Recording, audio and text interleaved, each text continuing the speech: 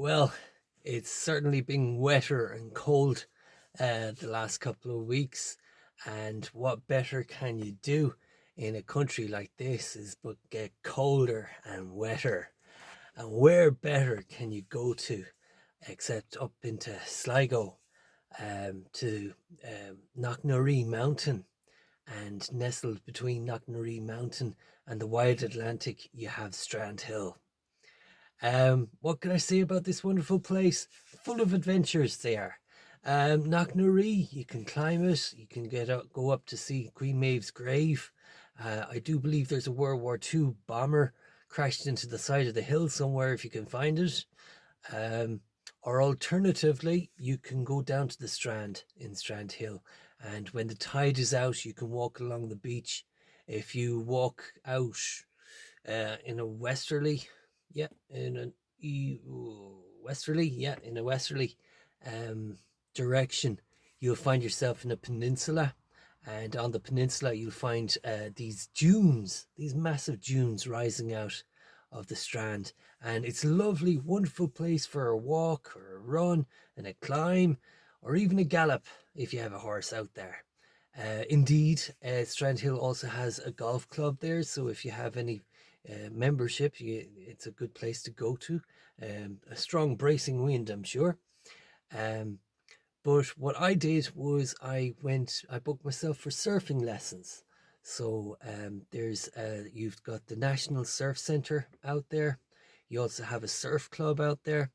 And even more importantly, there's these surf schools there. And I booked myself into the Atlantic Surf School. And for €50, Rory was able to supply me with a wetsuit, a hood, and shoes, and a surfboard. And he took me out along with a group of three others, and we braved the wild Atlantic waves and wind and rain.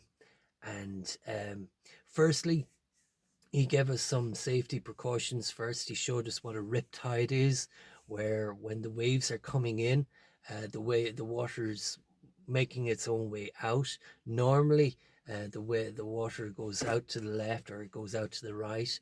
But what happens in a riptide is when two waves come in at the same time, and instead of the water going left and right, both ends of the wave come up out of the center, and it pulls you out into the current. And he explained to us that if we were in that situation, what we should do is, instead of trying to swim back to the beach, you'll lose all your energy. You can't swim with the current because it'll take you right out. But instead, what you do is you swim along adjacent to the beach. And of course, that riptide, it's not very big.